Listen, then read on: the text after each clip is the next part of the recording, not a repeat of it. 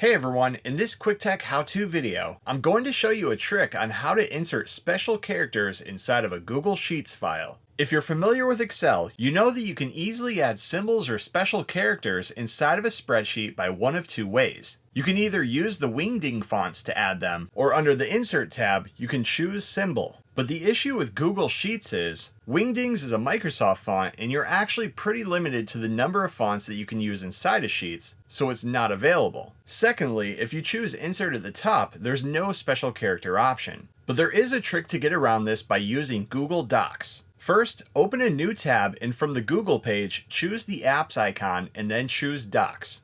Next, create a new blank document. Now inside of here, select Insert from the top menu and from here choose Special Characters.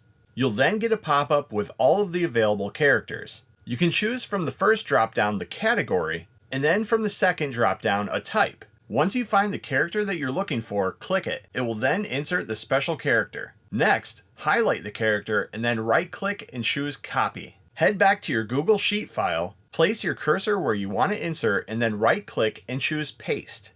It will then insert the special character or symbol into the cell. Now there is another way to insert special characters, but it's more limited and you can't visibly see what you're choosing. But if you do this enough and you use the same character a lot, it may be useful. Place your cursor in the cell that you want to insert into, and on a Windows PC, hold Alt and then press a character on your keyboard. It will then insert an Alt character. For instance, Alt-G is the copyright symbol. If you're on a Mac, then press Option in a character. Like I said, this option is a little more limited and blind, but if there's a symbol that you use often, it could come in handy. And that's how you insert special characters or symbols into a Google Sheets file. Thanks for watching. Please like and subscribe and stay tuned for more quick tech how-to videos.